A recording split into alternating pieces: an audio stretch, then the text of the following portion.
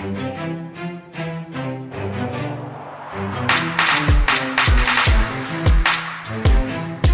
this video I want to talk about sales, and particularly hard sales, cold calling sales, these kind of sales.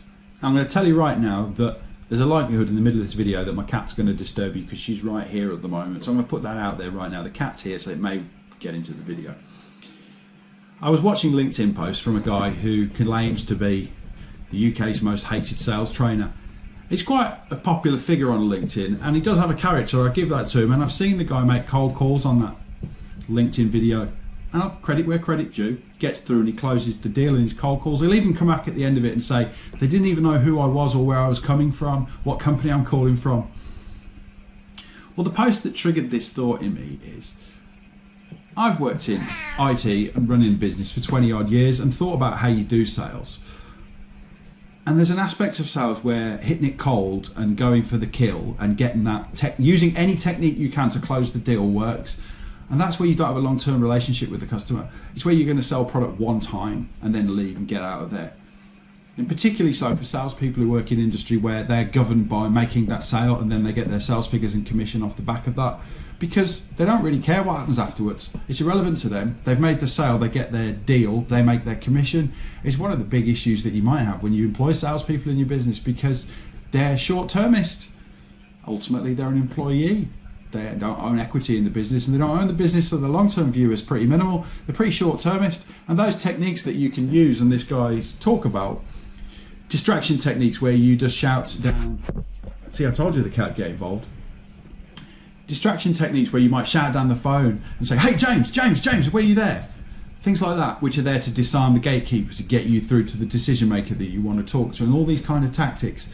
They have an effectiveness, but long term, they're pretty weak way of doing things, because ultimately I'm not going to buy anything in my business unless I want it.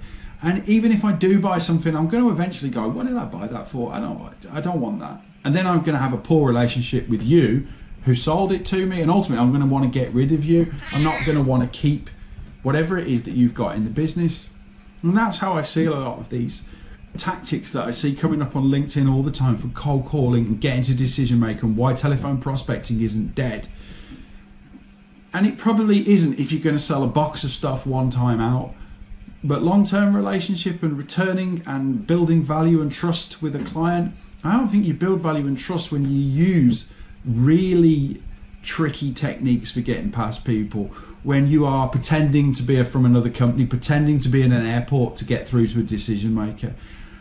Those sound to me like shady techniques, not techniques that build value and build trust. That's what had piqued my interest when I saw this, and I thought, well, how would this person do that directly with me?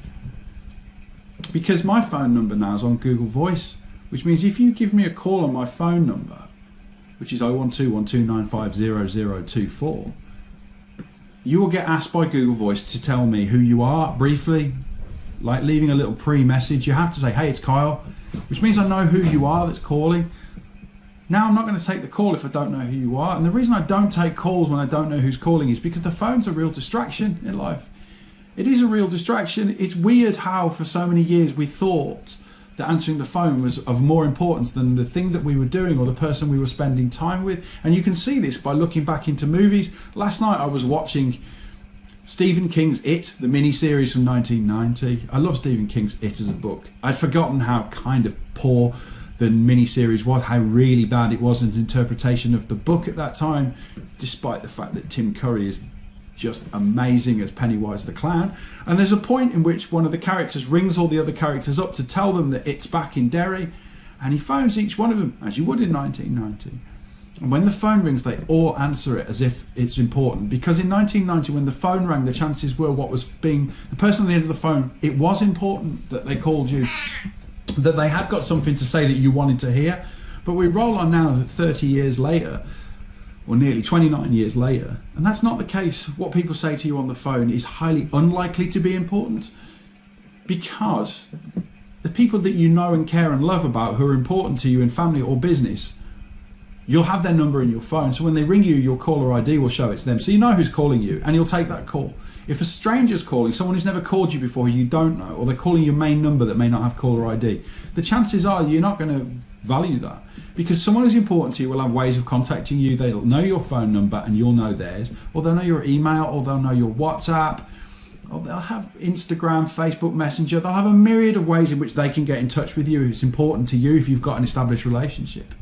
If you don't, then you are down to this phone, because everybody knows that email's going to be a hit and miss affair. Hitting a cold call email is not really going to do you much good, although people still try and do that.